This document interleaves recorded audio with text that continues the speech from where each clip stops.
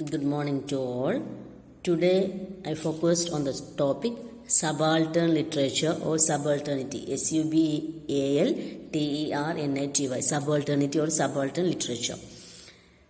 In post-colonialism and related fields, subaltern refers to persons socially, politically and geographically outside of the hegemonic power structure. വളരെ important ആണ്.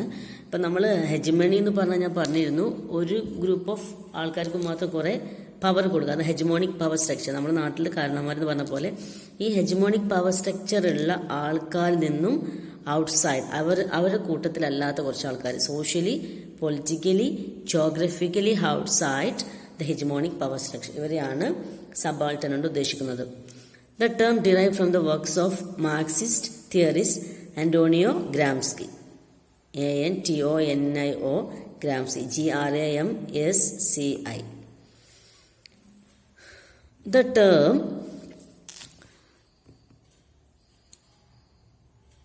used by Ranjit Guha, Guha, Ranjit Guha, a Bengali historian. In his work, Elementary Aspect of Peasant Insurgency in Colonial India. Elementary Aspects of Peasant, P-E-A-S-A-N-T. Insurgency, I-N-S-U-R.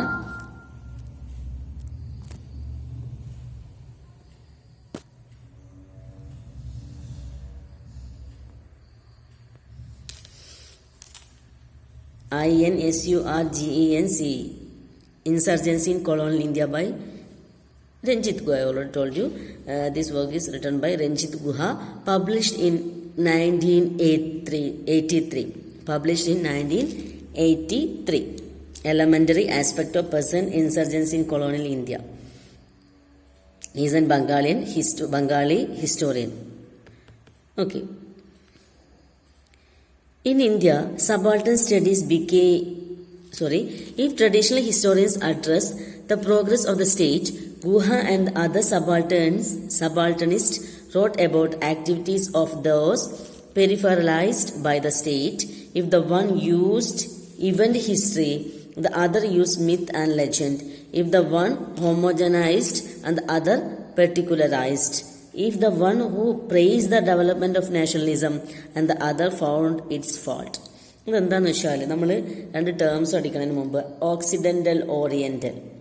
ഓക്സിഡൻ്റൽ means west, oriental means east.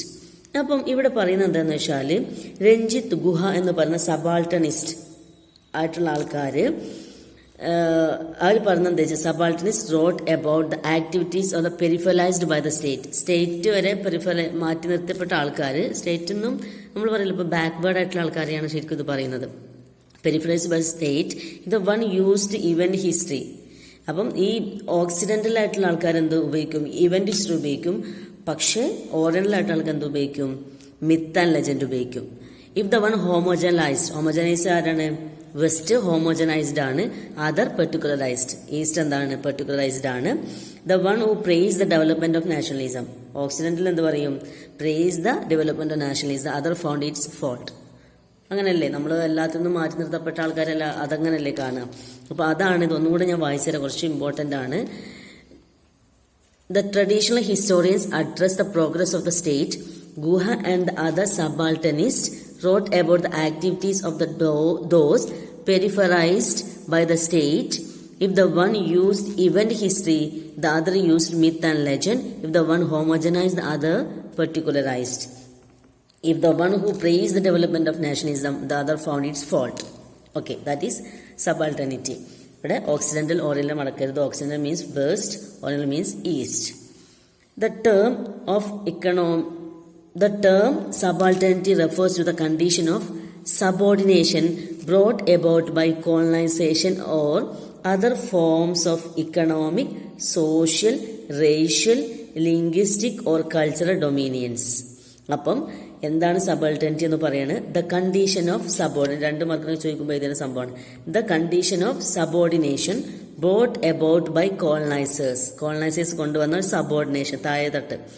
Other forms of economic, social, racial, linguistic, cultural domination. ഇതിൻ്റെ ഒക്കെ ബേസിൽ നമ്മൾ കുറച്ച് ആൾക്കാരെ താഴ്ത്തി കെട്ടുന്നതിനാണ് എന്ത് പറയാ, subaltern എന്ന് പറയാം.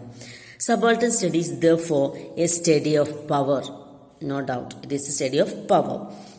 Who has it, ആർക്കാണ് പവർ ഉള്ളത്, who does not have, ആർക്കാണ് പവർ ഇല്ല. നമ്മൾ ആദ്യം പറഞ്ഞു ഹെജിമോണിക് പവർ സ്ട്രക്ചറിൽ നിന്നും പെടാത്തവരാണെന്ത്, സബാൾട്ടൻ എന്ന് പറഞ്ഞിരുന്നു അല്ലേ.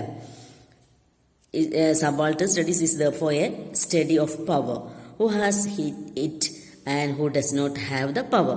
Who has gaining it, who is losing it. ആർക്കാണ് പവർ കിട്ടുന്നത്, ആർക്കാണ് പവർ കിട്ടാത്തത്.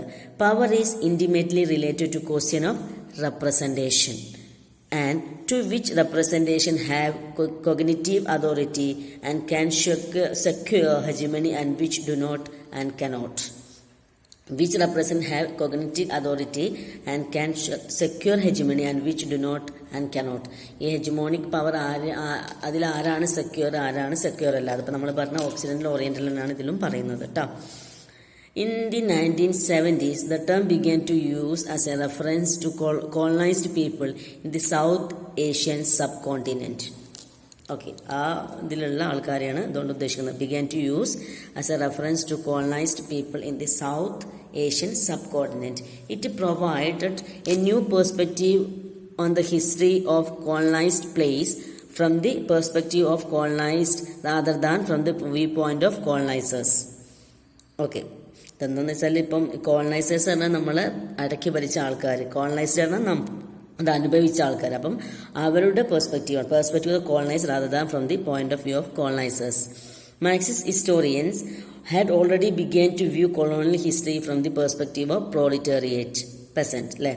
But this was something seems unsatisfactory as it was still Eurocentric way of viewing the globe. Marxist പിന്നെ എന്താ വെച്ചാൽ ഇക്കണോമിക് ബേസിൽ മാത്രമാണ്. Okay, Subaltern studies, Subaltern studies began in the early 80s as an intervention in South Asian historiography. അത് coat ചെയ്യണം. Intervention in the South Asian historiography. While subaltern began as a model for subcontinent, it quickly developed into vigorous post-colonial critique. അത് coat ചെയ്യണം, vigorous post-colonial critique. അതിലെ ഒരു ഭാഗമായിട്ട് മാറുകയാണെന്ത്, vigorous post-colonial critique ആയി. Subaltern is now regularly used the term in history, anthropology, sociology, human geography and literature. 1980s ഇതെന്തായത് an intervention in the South Asian historiography എന്നത്. While subaltern began as a model for subcontinent, it quickly developed into vigorous post-colonial critique. Subaltern is now regularly used as a term in history, anthropology, sociology, human geography and literature. Okay.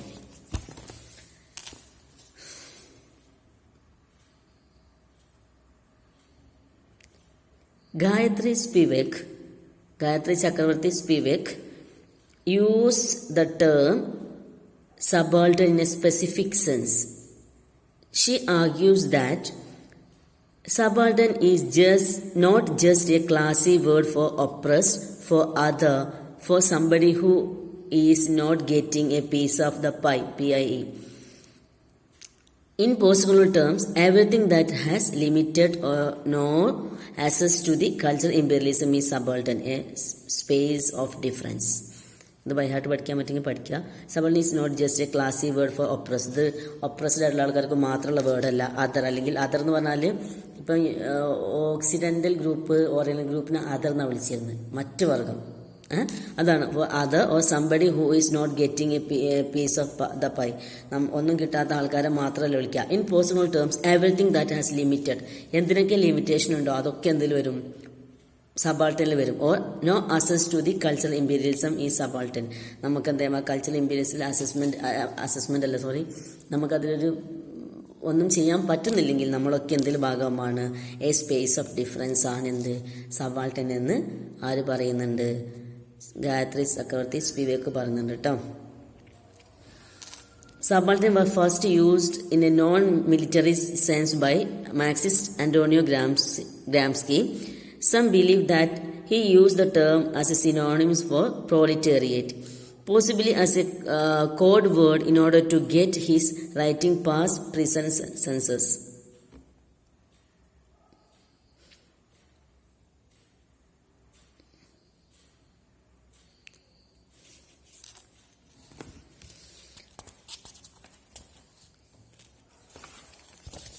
Next,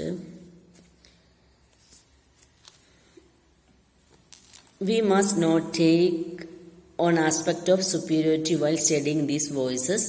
The subaltern story is a way that we can build a bigger historical picture of ourselves. The subaltern story is a way that we can build a bigger historical pictures for themselves.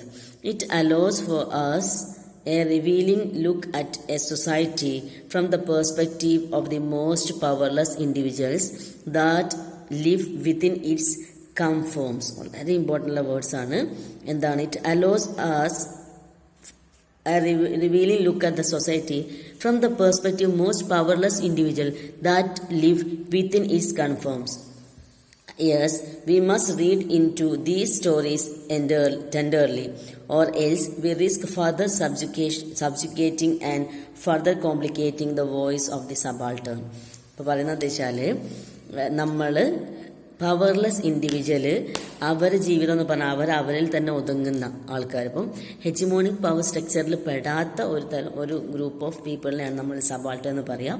അവർ എല്ലാ അർത്ഥത്തിലും socially, culturally, linguistically എല്ലാ അർത്ഥത്തിലും മാറ്റി നിർത്തപ്പെടുന്ന ആൾക്കാർ നമ്മൾ വിളിക്കുന്ന പേരാണ് subaltern എന്നുള്ളത്. അതിൽ ഇതുവരെ പറഞ്ഞതൊന്ന് ശ്രദ്ധിക്കുക. അതിൽ ഓക്സിഡൻ്റൽ, ഓറിയൻ്റൽ എന്ന് മനസ്സിലാക്കാൻ മതി. നമ്മൾ പോസ്റ്റ് കൊളോണിയൽ ലിറ്ററേച്ചറിൽ തന്നെ ഓറിയൻ്റൽ എന്ന് പറഞ്ഞാൽ നമ്മൾ വെസ്റ്റേൺ ആൾക്കാരെയാണ് പറയുക, ഈസ്റ്റേൺ ആൾക്കാരെയാണ് പറയുക. ഓക്സിഡൻ്റൽ എന്ന് പറയുമ്പോൾ അതാണ് വെസ്റ്റാണ്. ഓക്സിഡൻ്റൽ വെസ്റ്റും ഓറിയൻ്റൽ ഈസ്റ്റും ആണ്. അപ്പോൾ ഓറിയൻ്റൽ ഉള്ള ആൾക്കാരെ, ഓക്സിഡൻ്റൽ ആൾക്കാർ എന്താ പറയുക? നമ്മൾ മോശക്കാർ, ഇൻഫീരിയർ ആണ്, അതറാണ്, അങ്ങനെയാണ്, ഇങ്ങനെ എല്ലാത്തിലും മാറ്റി നിർത്തപ്പെട്ട ആൾക്കാരാണെന്ന് പറയുന്നു. അപ്പം ആ തരത്തിൽ മാറ്റി നിർത്തപ്പെടുന്ന ആൾക്കാരുടെയാണ് നമ്മൾ സബാൾട്ടൻ എന്നുള്ള ടേം കൊണ്ട് ഉദ്ദേശിക്കുന്നത് കേട്ടോ. ഇനി നിങ്ങൾ എന്ത് ചെയ്യണം? നമ്മളെ ആ PDF ഇല്ലേ, മെത്തഡോളജി ഓഫ് ലിറ്ററേച്ചറിൻ്റെ PDF ഒന്ന് വൃത്തിയായിട്ടൊന്ന് വായിച്ചു നോക്കാം കേട്ടോ. Okay, thank you.